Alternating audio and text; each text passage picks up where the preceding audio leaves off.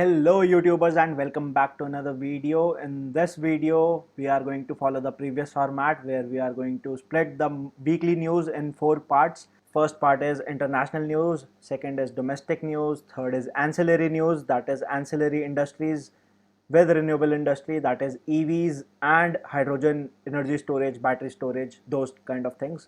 The fourth video is research and innovation in renewable industry, that is solar, wind, hydro, and other things. So this is for market awareness, brand activation, market insights, etc. etc. So without any further wait, let's get started.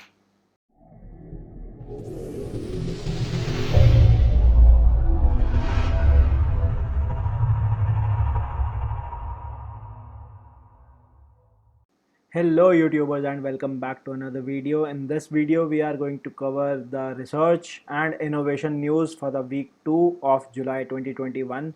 So what all R&D innovations patents were filed for solar industry for the week 2 of July. Let's start.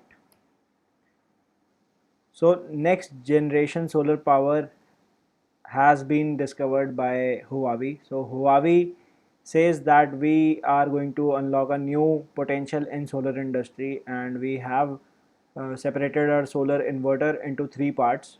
First is DC-DC converter stage with 8 MPPTs that is mounted on the array table that is on the field. Other one is DC to AC converter, that is a cluster substation with storage battery, and they are saying that this can be separated. The final part of their innovation is a 2 megawatt hour prefabricated containerized storage solution that has a transformer also, so it can export. So they have broken down their inverter into three different parts, so obviously the efficiency will go up, and they are saying that this will allow developers to unleash a new power. Jinko Solar claims to achieve 23.53% efficiency for their N-type TOPCon monocrystalline panel. This is for panel, so for cells it is much higher. So they are saying that they have achieved 23.53% efficiency for N-type TOPCon monocrystalline panel, and this was done by a new anti-reflection coating and advanced metallization technology.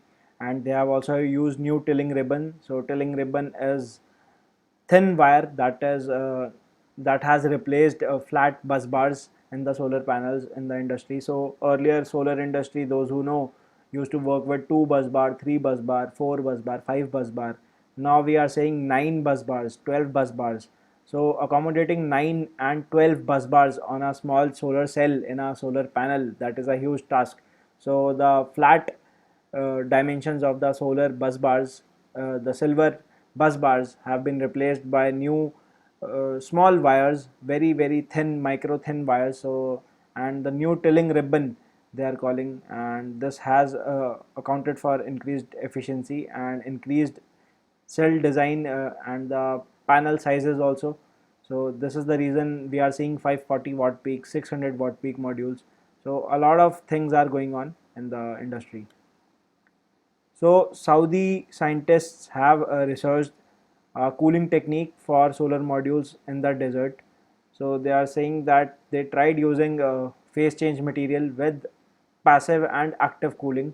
So in passive cooling they used phase change material with heat sink, and they tried that heat sink would transfer the heat to the phase change material. So they were able to achieve some kind of increase in efficiency, but the change that they saw, that they registered, was active cooling that was relying on micro flat heat pipes that were immersed or not immersed in a fluid. So basically what they did is they put up a coil, and it was a 4 pipe coil around the back sheet of the panel, and they were running liquid through it. The liquid could be water also. So it was having a cooling effect on the cells, and the cells had a bump in open circuit voltage and short circuit voltage, and the current also increased. So obviously the efficiency is increased. Another news from China, Huasun achieves 25.26% efficiency for their HJT solar cell. So they are saying that our cell is just a tad bit behind by the Japanese cell that has achieved 25.63% efficiency in HJT. So they are saying that we have achieved this feat very easily, and we have been able to do it by a secret method that they will be imparting to the HJT manufacturers.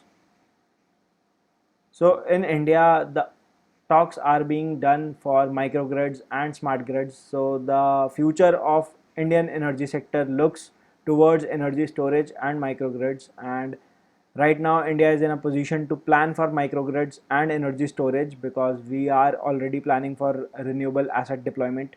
So the next step obviously is energy storage and microgrids. Another news from China was from Shanghai University, where the scientists have reviewed the process of perovskite manufacturing. So they are saying that perovskite cells, when manufactured in lab on a small size of 1 square centimeter, they have a good efficiency rate. But when they try to scale up the cell from 1 to 10 square meters, 10 centimeter square, and then to 1 meter square, the efficiencies drop drastically and perovskites are left behind than their comparative counterparts of crystalline solar cells. So they have done the research paper. The title of the research paper is Main Progress of Perovskite Solar Cells in 2021, and it was a good paper, and it has been published in Nano Micro Letters. So in this paper, I read it, and in this paper they discussed a lot of points of manufacturing. So the plasma enhanced chemical deposition also was discussed, tandem cells, organic cells were discussed, multi-layer cells were discussed, and perovskites, how to add changes to increase the efficiency of perovskites were discussed. So they have divided this paper in four parts: efficiency, stability, and tandem solar cells, and lead free perovskite cells. So it was a good paper, it was a lengthy paper, but if you want more insights into perovskites, because I am very fascinated by perovskites being organic in nature, so I read these papers and it was an amazing insight into perovskites future. So long duration storage startups Malta and Energy Vault has partnered with Siemens Energy and Enel Green Power. So Siemens Energy has partnered with Malta, where Malta stores pumped heat energy storage. So when the electricity is surplus, it stores it in molten salts, and when electricity is required, they use a thermal bridge to produce electricity by using this molten salt and a cold surface. And Energy Vault, we all discussed, they have also been backed by Tata Power. So Energy Vault has also tied up with Siemens and Enel Green Power. Energy Vault, as in this picture, they use extra power to lift up huge blocks of concrete that is more than 1 to 2 ton, and they stack it up like a tower, and when energy is required they use the crane to free fall these weights and electricity is produced. So amazing. So another news from scientists in USA, they are also researching upon perovskites. So they have used supercomputers to compute what is the fault, why are perovskites not achieving mass production and mass scale, and why are the efficiencies dropping when we try to scale up the perovskite cell surface area. So the supercomputers have pointed out on a loophole, that is, there is a vacant spot in the atom, and that vacant spot is filled by hydrogen atoms, and hydrogen atoms are degrading the perovskite cell. So the organic tandem cell is being degraded by the hydrogen that is placed in the vacancy of the atom. So they are saying that we will be finding the missing hydrogen atoms and the vacancies that can occur deep within the material and are causing the dramatic reductions in the cell efficiencies. So all this has been done by a help of supercomputers. So this is the power of AI, machine learning, and supercomputers. Amazing news. Another news from Malaysia. So Malaysian scientists are researching upon nanocomposite films. They fabricated organic solar cells by using solution casting methods, where they used zinc oxide nanoparticles and they mixed them with polyvinyl alcohol, and they painted it on a surface, and by using multiple layers of this small layer of zinc oxide nanoparticles, they were able to produce a nanocomposite film of 13.57% efficient organic solar cell. Another news was an environmental failsafe for lead-based perovskites. So scientists worked upon perovskites and they found out that if lead is mixed with perovskites, the perovskites cells don't degrade as faster in the presence of moisture that is near the coastal area. So they are saying that if lead is mixed, they will not be able to dissolve in water and they will not pollute the environment, pollute the water. So it is a good study. Thank you for watching, and this was the news for research and innovation in the space of solar industry for the week 2, July 2021. And as I told you in the start of this video, I am not a YouTuber. This is not my full-time job. I am recording this video at 4 a.m.